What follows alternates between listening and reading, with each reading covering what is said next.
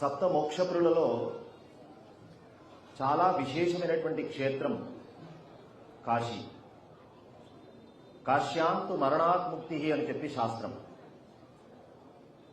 పుట్టడం ఎక్కడ పుడతామో తెలియదు, ఏ వంశంలో పుడతామో తెలియదు,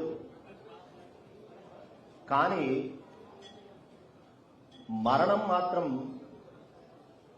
మనం అనుకూలంగా నిర్ణయించుకొని సాధన చేసి ఏ క్షేత్రంలోనైతే ఈ జీవుడు ప్రాణాన్ని వదిలిపెడితే మళ్ళీ జన్మ రాదో అలాంటి దివ్యమైనటువంటి క్షేత్రంలో సాధన మరణం అది కేవలం కాశీ క్షేత్రానికి మాత్రమే చెప్పింది శాస్త్రం.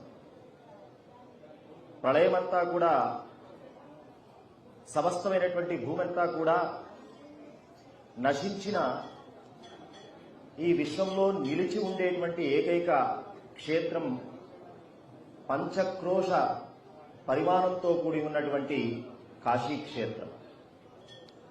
కాశీ శివలింగ కోటుల కన్నతల్లి, కాశీ శివలింగ కోటుల కన్నతల్లి, కాశీ కైవల్య ఫలదాన కల్పవల్లి, గంగగారావు నెచ్చలి కత్తె కాశీ, సురనర ఉరగదైత్య సంసుత్య కాశీ. కాశీ అంటే ప్రకాశం అని అర్థం. ప్రళయంలో సమస్తం కూడా అంధకారమయమైపోతే ఈ లోకంలో ఏకైకంగా ప్రకాశిస్తూ ఉండేటువంటి దివ్యభూమి కాశీ. అందుకే సాధకులు ఉపాసకులంతా కూడా కాశీక్షేత్ర నివాసం కోరుకుంటూ ఉంటారు. కాశీని వదిలిపెట్టి రావడం అంటే నిజమైన సాధకుడికి ఒక ఏడుపే, ఒక దుఃఖమే. అగస్త్యుడు కాశీని వదిలిపెట్టి వెళ్ళవయ్యా అని చెప్పి ప్రేరణ చేస్తే ఏడ్చుకుంటూ వెళ్ళిపోయినాడు. కారణం వింధ్య పర్వతం యొక్క తరుగుదల కోసం. అది వేరే కథ.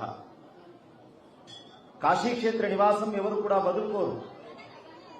అలాంటి దివ్యమైనటువంటి కాశీక్షేత్రంలో అన్నపూర్ణామాతగా జగదంబిక చక్కగా తన వైభవాన్ని అనుగ్రహిస్తూ ఉన్నటువంటి క్షేత్రం అన్నపూర్ణ దివ్యక్షేత్రం కాశీ.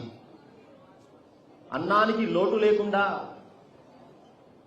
తన ఇంటికి వచ్చినటువంటి సమస్తమైనటువంటి ఆ బ్రహ్మకీట జనని సమస్తమైనటువంటి జీవులకి ఆహారాన్ని అందిస్తూ వారి యొక్క ఆకలిని తీరుస్తూ ఉండేటువంటి దివ్యక్షేత్రం అన్నపూర్ణామాత యొక్క దివ్యక్షేత్రం కాశీ.